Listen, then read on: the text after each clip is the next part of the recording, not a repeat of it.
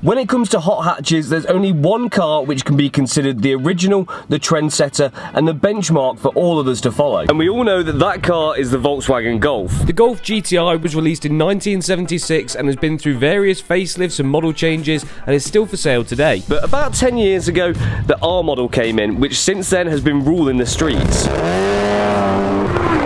But the newest addition to the range is the Mark 8 Golf R, and with these being such a new and sought after car, there was no way I was going to be able to afford one. So that really does raise the question, how am I currently sat on my own Mark 8 Golf R? Well, two things happened within the last 2 weeks which enabled me to be able to buy this car. Firstly, we had to say bye to one of the cars on the channel, the BMW 135i. And the second thing is a perfectly timed eBay advert, this one just here actually. Now maybe you can see why now that this car is the cheapest in the UK and quite potentially the cheapest one that's ever been for sale, but it still was quite a lot more than what I wanted to spend on the next project. We'll come back to exactly what I paid for this car later in the video, but we've got to be super careful on this build to make sure it doesn't go well over budget. We can all see that this car isn't a perfect example, so what exactly is wrong with it? And why was it so cheap? This car has been in a front-end collision and it says on the advert that this car was a Category S write-off. When it comes to buying cars, it's always better to be safe than sorry, so even though this was listed as a Category S, I checked it out on Car Vertical just to make sure. So I just popped in the reg and used discount code Chris, which saved me 10% off at the checkout, and in this case it did show that the seller was being honest because it showed up as a Category S insurance write-off as advertised, didn't have any mileage fraud, no outstanding finance, and it wasn't outstanding as stolen either, which is all good. But what isn't good is the state that this car is currently in. Now I don't know the exact story with this car, but what I do know is that it ain't looking too good. It looks to me like it's gone into the back of a lorry or something like that, because there isn't much damage low down on the bumper. The grill's relatively intact, the bumper's not too bad, although it's got, well, it's definitely not going back on the car once it comes off, let's put it that way. But the grill itself is destroyed, the headlights aren't good, and the bonnet has, well, it's pretty much been folded in half. Now, when you're buying a used car, it may be the case that it has been involved in a previous accident or has hidden history as well, so Car Vertical can help expose that, because in some cases, it can even show you photos of the damage that a car was involved in. So this VW Golf R has a very similar overview to mine, with green ticks across the board apart from on damage. But we can see that not every car is damaged equally, because this Golf R has been in a much worse collision than mine, setting off all of the airbags with heavy front end damage, heavy side damage, and so much more. And after seeing this would rightfully probably put you off buying it. So when you, a friend or a family member come to buy a used car, make sure you use discount code Chris or the link in the description of this video to save some money off your Car Vertical report. Because chances are the last thing that you want is to buy a car that once looked like mine. Because I know what you've seen already looks bad, but that is just the start. If you listen carefully, it sounds just like a Golf. Because all of that damage on the front is quite bad, it doesn't look horrendous to me, but it's obviously hit the car just right to trigger the crash sensors and set off the airbags. So it's not just the steering wheel airbag that we've got to replace, the dash airbag has also gone, which makes this a huge job, because it's going to need a whole new dashboard in order to fix that. But no, it doesn't stop there. Not only is the driver's seatbelt locked out, the passenger seatbelt is locked out too, and also the two in the back. So although the interior, which I do love by the way, is quite nice and clean, it basically needs fully dismantling and rebuilding to fix all of those problems. So you'd think that'd be it? No, there's more. So very quickly, once we open the bonnet, we can see this damage on the front end is much more than skin deep, because there is a lot of stuff here which has seen better days. So first thing is the crash bar just here. You can see where exactly the pinpointed damage was, as it's creased there and there quite heavily, so that lines up with the main damage on the bumper too. And then that damage has gone through as well onto the rad pack, poking a hole in it there, causing some damage, bending all the radiators, intercoolers, aircon, all that stuff. And then that's going to have caused all the coolant to leak out, which is why we have no coolant in here either. Like I said earlier, these headlights have had it. This one isn't so bad, but one of the mounting points is done for, so that'll need replacing as well. These tin sections across the top, that one's bent. That one's bent too, actually. And also that's pushed into the washer fluid bottle, putting a hole in that, which needs replacing now. We are completely missing the grill section here, which normally wouldn't be a problem, but this is the radar sensor out of it, I believe. And then you've got the plug here, and what should be a plug just here for the light bar, which runs between the two lights as well. So I need to try and source a plug for that, or try and repair it, or do something with it. And that's most of the stuff which I can see before I've even put a spanner on the car, so God knows what else I'm going to find when I start dismantling it. Oh, and also the engine cover's missing, which I think on these is pretty normal to remove the standard engine cover, because I think it causes problems somewhere. Not 100% sure, but I think there is an aftermarket option for that anyway. And also we've got damage on the wing here, and it's also slightly dented in here as well. And on the other wing there's some kind of minor scrapes and dents. You can just catch them, so we may or may not end up replacing that as well. So that's all of the bad stuff that I've covered on the, well, that's all of the stuff which is damaged on the car, should I say, because there's still some more bits on this car which I'm not 100% a fan of, and I'm sure some of you at home will agree. And the first of those things being the wheels. These are 18-inch wheels, which it just looks so small on this car. I don't know why. So I think that it's only right that we look at upgrading those in the future, because although they're in reasonable condition, I think we can do a bit better. And I don't want to seem like I'm too negative about this, but there is a couple of bits, like I said, which I want to improve, and one of those being around the back of the car. Why does the Golf GTI, which I'm going to put on screen right now, look more aggressive than the R? The R is almost super sleeper, apart from the R badge and the quad exhaust tips, because it's not got a spoiler, it's not got a particularly aggressive diffuser. It's quite bland, which seems weird because this is the faster of the two cars. This is kind of the flagship Golf. So why does it look a little bit dull? But I'm actually not mad about that at all, because it gives me the option to make it my own and do something with it. And the way I'm seeing it right now is the perfect blank canvas. But you will be glad to hear there is some bits I really, really like about this car. The first thing being the brakes. I think they just look super smart. The discs are big, they look like performance brakes, and I'm hoping they're going to work pretty well too. Next thing being the colour. We all know that for some reason I'm a sucker for a blue car, and I have no idea why. It's purely accidental. This one, I think it's called Lapis Blue, is stunning. It's the right colour for this car. Now finally, the bit which I've mentioned earlier, which I do like, is the interior. I think there was some reviews saying that these kind of touch sensitive buttons are not the most user friendly, but I can forgive it. It looks super clean in here. Everything's very, very nice and neat and modern. I'd imagine it's gonna have all the mod cons as well. The seats are lovely, and it's even got some fake carbon fibre to set it all off. But yeah, lots of nice subtle blue trims, lights, and piping, stitching, effects in the seat, which just tie it all together beautifully.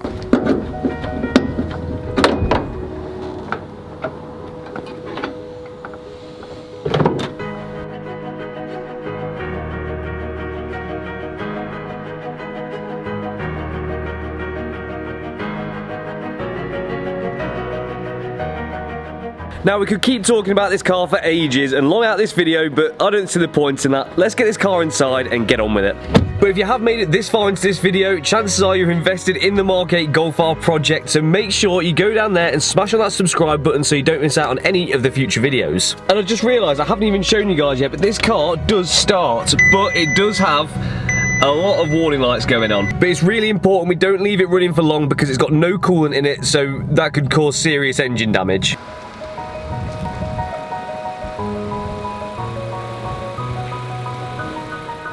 So I suppose we'll start from the inside and work our way out. Now, although VW on this car have deprived us with a gas strut of the bonnet, one thing they haven't deprived us of is a dipstick for the oil, like a lot of other manufacturers have in this day and age. So using the dipstick, I can check the oil level, because the last thing we want is to be running this car with low or no oil. And as I say, it is quite refreshing to be able to do this with a mechanical dipstick rather than using a computer inside the car. And as we can see, it does actually show that my car is a little bit low on oil, but it is just in spec. Now, I did do that obviously before driving the car, but I wanted to make sure, even though we've got no coolant in, that the oil is still looking good. And it is on the lower side of the tolerances, so I'll definitely want to keep an eye on that. Keep an eye underneath the car to make sure there's no leaks, and get it serviced ASAP. Now, without a ramp or getting the car jacked up, there's not a lot which we can see from here which is going to cause a problem, and it does seem to be running okay. But there is a way which we can delve inside the car and see what the computers are telling us is wrong. And we can do that with an OBD reader. And the guys at X-Tool have sent me out out this one, which is going to give me a much higher level of diagnostics than the kind of OBD ports, dongles that you use with your phone. These can be used for diagnostics, for live data reading, and for resetting all sorts of service intervals and things like that, and it's definitely going to be super helpful on this build. But in this case, we're just going to be checking for live codes that are stored on the ECU to see what's actually wrong with it at the moment. And you can see here we've got a lot of codes stored from engine electrics, transmission electrics, brake electrics. So we've just scanned through 47 modules and most of them are coming up as failures. So we've got like light control right, light control left, the interface for the start-stop, front sensor for driver's assistant, parking aid, emergency call module, passenger door electrics. Like, there is so many. Power steering, driver's door electrics, steering column lock, brake boost, airbag. We have got a lot of work to do on this car. And it is quite worrying that it's brought up all these faults, but that's one of the things with modern cars. They've got so many computers in them that, you know, sneezing next to the car can flag a code. So what I'm going to do in this case is clear all of the codes and get a fresh reading so I can see what the car is trying to tell me right now in this moment. And we've gone from having 42 codes to having 5, so that's definitely a lot better. So what we've got is the right light, parking aid, which is going to be the parking sensors, I'd imagine, the instrument cluster, which I have no idea on, the electronic central electric, no idea what that is, and the climate control module. So although that's still not great, it's definitely better than what it was just off clearing those codes. So it gives us a list then of things to work through to try and get this car back into tip-top shape. But unfortunately, I don't have anything to fix any of those things right now, so that's gonna have to wait for another time. But one thing I'm hoping I can fix right now is this noise. Because from where the front end impact has happened, it's pushed the wing back ever so slightly and bented it in slightly there, causing the door just to rub on it when it's opening, which is actually damaging the door at the moment, which is going to be no good, because apart from that, this door was actually fine. So yeah, it's a big shame about that. So just as a temporary measure, I'm going to try cracking off some of these bolts and pulling the wing forward just to make sure that I don't damage that door any more than it already is.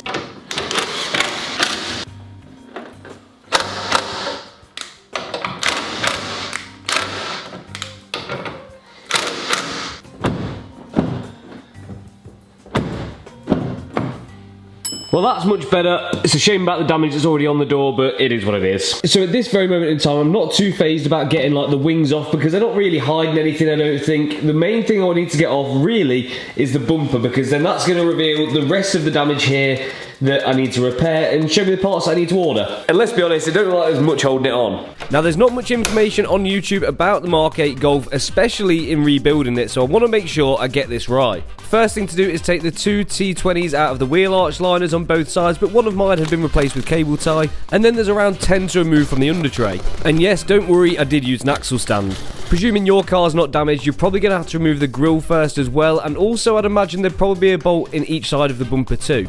But once all of the T20s are out, there's just a few bits for me to remove, like the cable tie, which is holding the loom to the bumper, and providing you haven't missed or forgot any bolts, it should come straight off. And then there's just one big connector which connects the bumper loom to the rest of the car. So now I've got the bumper off the car, we can see the full extent of the damage on the crash bar itself. And this looks quite bad here, but I'm actually really impressed with the condition of it. The arch liners are both perfectly usable, that one there. This one here has a, the most minor little bit of damage here. I can plastic weld that from the back, and that should be absolutely fine, not a problem at all. Now obviously I know the AC rad, the radiator and the intercooler have had it, so they are going to need replacing. But even this kind of lower bumper support crash bar thing is absolutely fine. Even the foam section which supports the front bumper, although a little bit damaged, again I could put a bit of glue behind there and that would work absolutely fine. Also, it's still in one solid piece. I may still end up replacing it, I'll see how I feel. So the great news is too, the chassis legs are looking perfect. So this section here and also the same round here are looking good to go. So yes, although this does look bad, I'm actually pretty impressed with how it is once I've took that bumper off. But I don't want to jinx it too early because it could still turn around and bite me. So I know that I've already claimed that this is the cheapest one that was for sale in the UK, and at the time it definitely was, but I've never seen one go for cheaper than what I paid for this. And I promised you guys earlier in the video that I'd tell you exactly what I paid for this car. So here it is. I paid £25,600 £700. But hear me out on this number, because this may seem like quite a lot. But there is something within the deal for this car which really sweetened it. Now, is that a lot of money for this sort of car? It's hard to say really, I don't know, because there isn't any others to compare it to. But it's a 2021 model, which means it's 2 years old, and that means that the car is still in warranty. I'm not sure whether that warranty would still be valid though. It has a total of 22,641 miles, which I think is about right for a 2-year-old car. 10,000 miles a year, that's perfectly normal. Now, I am aware that spec makes a bit of a difference on the cost of these as well. And I may be wrong, but I believe these are actually the standard spec wheels. I think you can get like an inch bigger or a different style or something, which is a nicer option. And my one doesn't have the sunroof, which although it doesn't bother me, probably does make a little bit of a difference on the price. But to find out what that little sweetener is, you're gonna have to wait until the next video. For now, if you do have any parts which can help me rebuild this car, I think the first thing I'm going to need is probably the rad pack and the crash bar. So please let me know on my Instagram. It's at the bottom of the screen right now. Don't forget to smash on that subscribe button if you haven't already. Hit a like on this video, and I'll catch you next time.